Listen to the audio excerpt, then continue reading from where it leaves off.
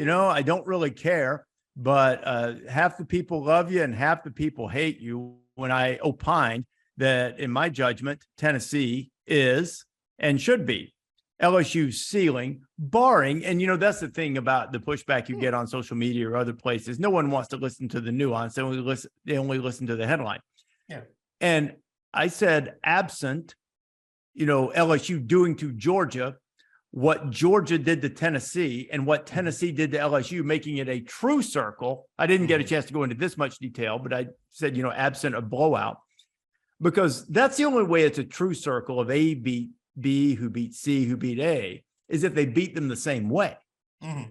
Sure. And if it's a field goal game or a weird fluky thing and LSU wins, that doesn't make it equal to what the other two did. So what I said last night was LSU can get in, but not before Tennessee.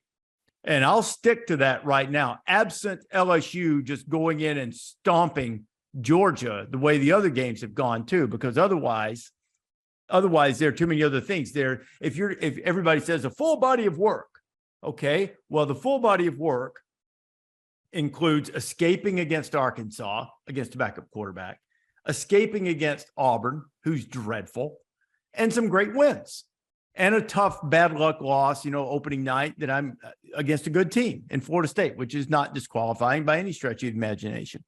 So if you take everything, I think Tennessee's better. And then they proved it in Baton Rouge. So that's all I'm saying. But there's been wild pushback on that, even from our friend Ralph Russo, who's like, I think you're wrong. I don't agree with Rece. And I said, well, you're free to be wrong, Ralph. Go ahead. So you said a lot there, Rece. All I really heard was Rece Davis hates LSU. That's right. No, okay, all right. I just want to make sure I translated that long thought into a fortune cookie.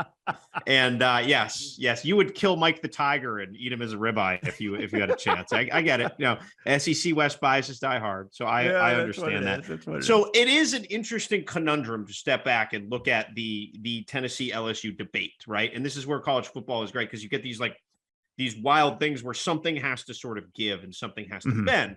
And I remember saying on the pod about 2 weeks ago, could the SEC champion not play in the college football playoff? And what, under your scenario, that's a yes. I know Greg Sankey would be a little bit persnickety about that scenario, because he thinks a lot of his champion of his league that has won many of the last national titles out of what is it?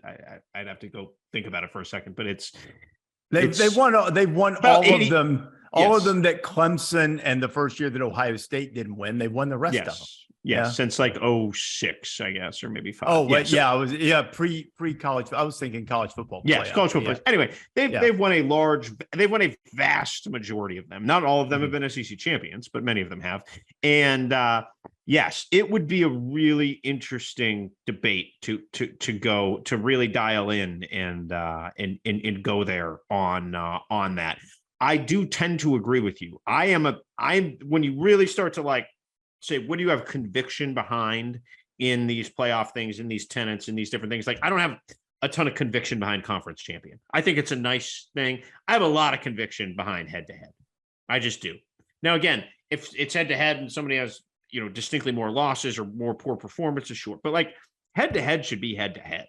And the LSU Tennessee head-to-head wasn't close. Now, Brian Kelly did not coach his best game because he fed into the Tennessee wood chipper, and he kept giving them the ball back and gambling. And that's what Tennessee does to you.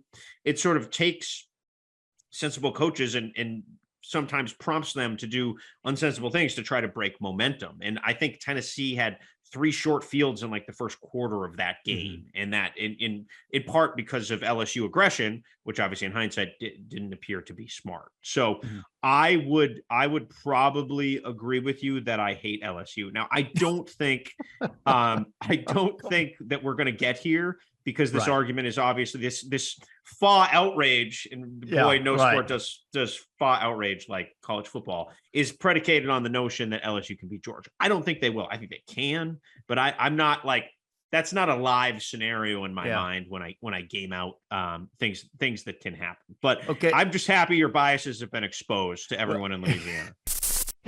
Thanks for watching ESPN on YouTube. For live streaming sports and premium content, subscribe to ESPN+.